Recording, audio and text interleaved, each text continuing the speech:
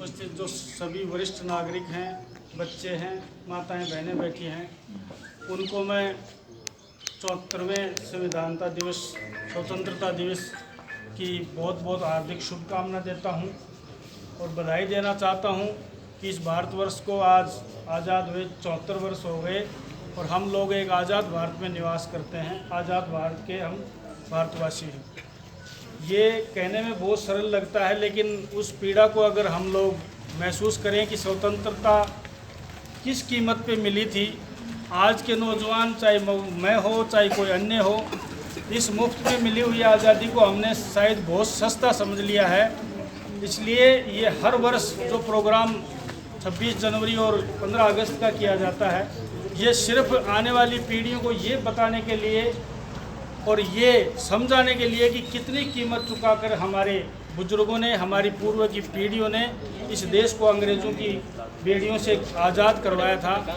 इसकी कीमत बताने के लिए हर वर्ष पूरे देश में ये स्वतंत्रता दिवस मनाया जाता है।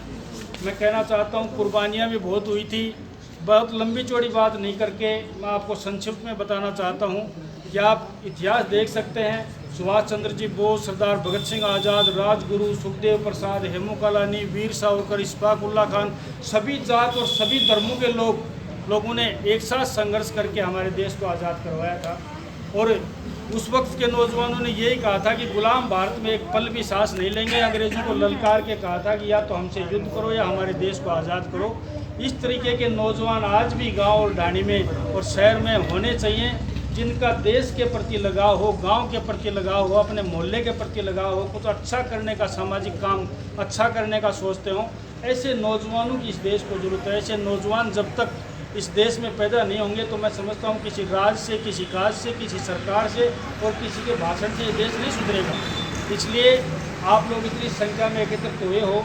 वैसे तो पूरे देश में कहीं भी स्कूल में ऐसे प्रोग्राम, जो 15 अगस्त का जो हमारे लिए बहुत महत्वाकांक्षी प्रोग्राम है, ये 15 अगस्त और 26 जनवरी, शायद बचपन में तो हम भी ये समझते थे कि ये सिर्फ लड्डू बांटने का कार्यक्रम है, लेकिन इसकी कीमत आज हम समझें।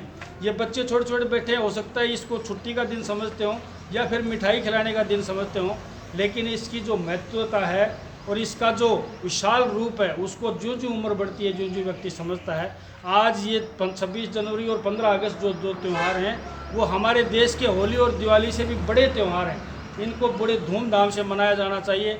लेकिन दुर्भाग्यवश कोरोना काल में, जहाँ कई लाखों की संख्या कोरोना पीड़ित और संक्रमित लोगों की पहुँच गई है, और मुझे तो अब खेतड़ी में आके सूचना मिली है कि यहाँ भी हमारे खेतड़ी में भी 25-26 कोई सुपर स्प्रेडर मिले हैं दुकानदार, तो कर्फ्यू लगने की भी संभावना है। इसलिए भाई साहब जल्दी फ़ोन कर रहे थे। सत्यनारायण जी का फ़ोन आया, गजेंद्र जी का फ़ोन आया, निखिल ने भी फ़ोन किया कि भाई जल्दी आओ, यहाँ कर्फ्यू लगने की संभावना है।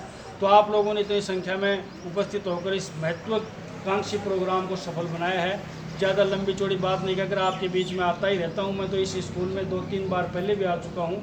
आपसे मुलाकात होने का अवसर मिलता रहता है। आप कभी बैठेंगे तो फुर्सत में, इस महामारी से जब छुटकारा मिल जाएगा, जब फुर्सत में बात करेंगे, लंबी चौड़ी भी बात करेंगे। आप लोगों ने यहाँ बुलाया है और इस स्वतंत्रता दिवस को इस कोरोना काल में भी इतनी धूमधाम से मनाया। निश्चित रूप से आप धन्यवाद के पात्र हो और साधुवाद के पात्र हो। बस इन्हीं शब्दों के साथ अपनी बात समाप्त करते हुए अपनी वाणी को विराम देता हूँ। राम राम।